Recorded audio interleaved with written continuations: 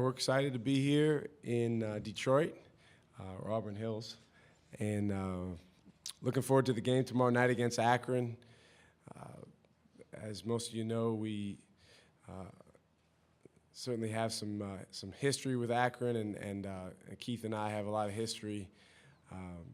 Got a ton of respect for their program, their players, their coaching staff, and particularly Keith.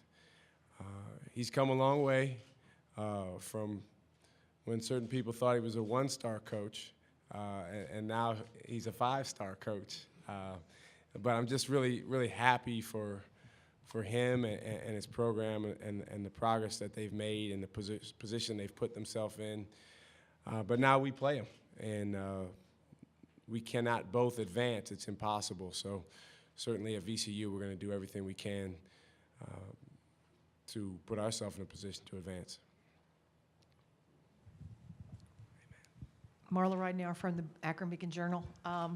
Last time you guys played, you said you didn't want to play each other again. So are you just putting your friendship on hold? Or were you a little worried when you saw this matchup of what this would do to your relationship? Not at all. I mean, Keith's a competitor. I'm a pretty competitive guy, so we both want to win real bad. But we were just together about an hour ago in this head coaches meeting that we have and joking around. And after the game, whoever doesn't win will probably be pretty upset for a while, but you know that kind of fades away too, and certainly the friendship will not be affected in any way. You know, these things keep kind of creeping up and happening. We didn't choose to play each other in the bracket buster, and we did. And then when you do that, you play a return game. I tried to get out of the return game, but actually Terry, Keith's assistant, was having no part of it. And then obviously the NCAA selection committee chose to put us against each other tomorrow night. But as my college coach used to tell me, it's too late to cancel.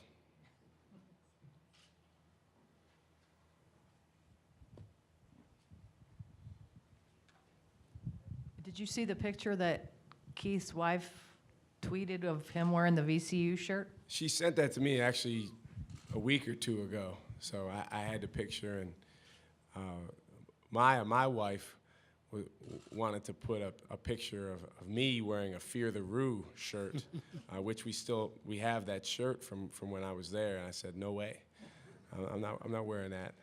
Maybe after the tournament, but Keith's always been extremely supportive, and we really bounce a lot of ideas off one another throughout the season and the off season, and you know I think our team.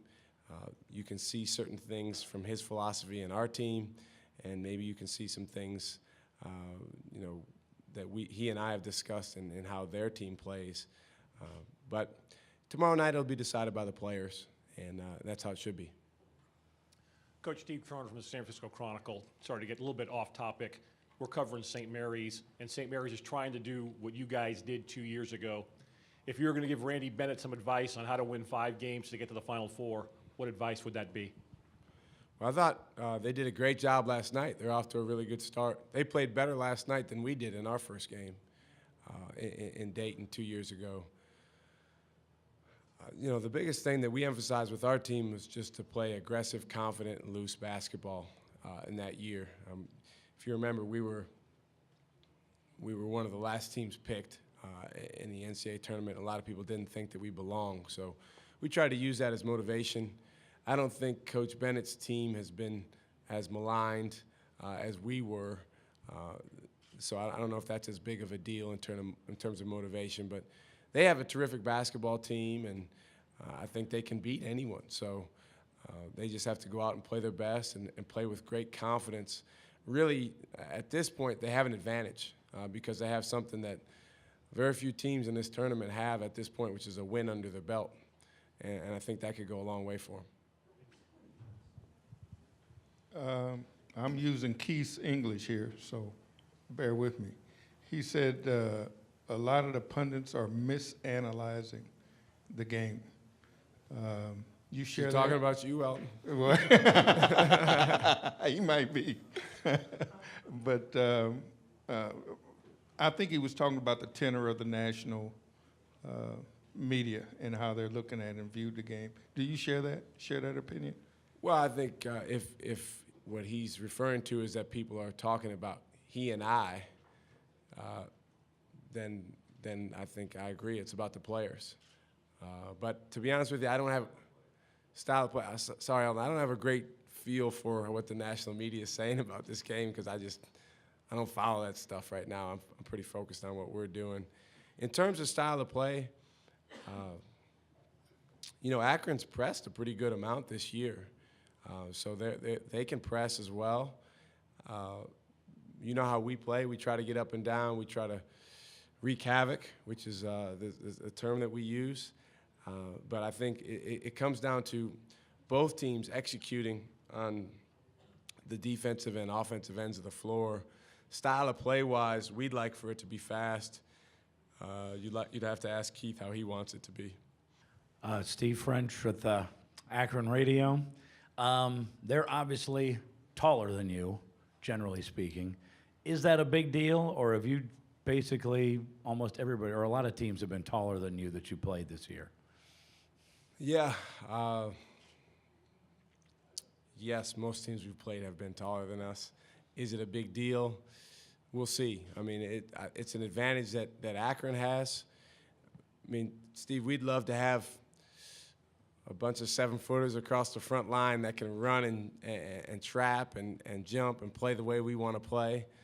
But so would Kentucky, well, Kentucky's getting all of them, but so would the big boys. I think in recruiting you just have to decide where your emphasis is going to be, and you're going to at times have to give up certain things, maybe a little bit of size, maybe a little bit of strength.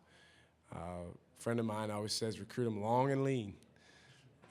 We'd like for our guys to just play with a level of aggressiveness and tenaciousness that sometimes can neutralize size. Marla Ridenour again. I'm just curious what's the biggest thing that Keith taught you, or maybe something he taught you lately, or just something that sticks in your mind about that you took from him? Well, he taught me a great deal. I'll tell you a quick story. When I went to Akron to work as an assistant coach, Keith was not yet the head coach. He was an assistant coach there, and I had never met him. And so literally my first day on the job was the first time I met Keith. And a few hours later at lunchtime, Keith came in my office. He said, "Come on, I want to introduce you to somebody." And he took me to a rec center gym. This was, I think, late May. And LeBron James pulled up in a Hummer, and Keith asked me to help him work out LeBron James, which we proceeded to do about 2-3 times a week for the next 2 months. Unbelievable experience, but it just says a lot about Keith. He didn't know me from anyone. Why would he include me in that? But he's just so inclusive. And I think that is just an example of the fact that he treats people so well. I think, Keith always talks about because he's been fired, because he's been through tough times, he really reaches out and tries to treat people so well that are going through tough times, and that there's no way that they can benefit him or help him in any way, but he just, that's something that I always admired about Keith, and that I try to emulate. Carlos Menares, Detroit Free Press. So he's got LeBron on his side, but you've got President Obama on your side. He mentioned you by name in picking his bracket. What do you think about that? And one little serious question is just, is there ever a chance or a possibility that you guys know too much about each other? You're thinking trying to stay one step ahead of him mentally, kind of a mental chess game that you're playing against him. Do you ever try to not get in your own way doing that? That's a good question. Well, the answer to your first question is I'm just glad LeBron's not playing in the game. It's okay with me that LeBron's rooting for Keith. That's no problem, just as long as he doesn't suit up for the Zips. If he'd have gone to college, he always says Ohio State, but there might have been a good chance that if Keith would have been the coach at the time, that he might have gone to Akron. In terms of President Obama, that was nice of him. Anytime he can mention VCU or anything about our program, we'll take it. I think a lot of people know I'm a big fan of his. In terms of getting in the way, that's the last thing you want to do as a coach. To be honest with you, our style of play, it does take a level of control out of your hands as a coach because you can't script every single pass and every single possession. A lot of it's going to happen fast, and a lot of it's going to be determined by the guys on the floor. But that's how we like it. That's how we practice, and hopefully it takes a level of control out of the other coaches' hands too. So, no, there's nothing really that I'm going to do in the game based on my relationship with Keith that's going to get in our guys' way. I mean, the last thing I want to do is affect them and keep them from going out and playing. I think this game's going to be decided by the players, and that's how it should be. The guys that go out there and make plays and play defense the right way and play with a level of aggressiveness, that team's going to win. Akron Radio. Going back to selection Sunday, Coach, I talked to Keith. He said when you guys came up at the 5 seed, he had a strange premonition that they were going to come up next. Did you have that same feeling since you guys think so much alike? Not at all. I had no idea, and I didn't think about it at all. I saw us with a 5 seed, and I was happy because I thought we'd get a 5 or a 6. And, the seed doesn't matter so much. It's more the matchup. But I think for our program to receive a 5 seed, which I believe is the second best seed VCU's ever had, says a lot about our players in the season that we've had.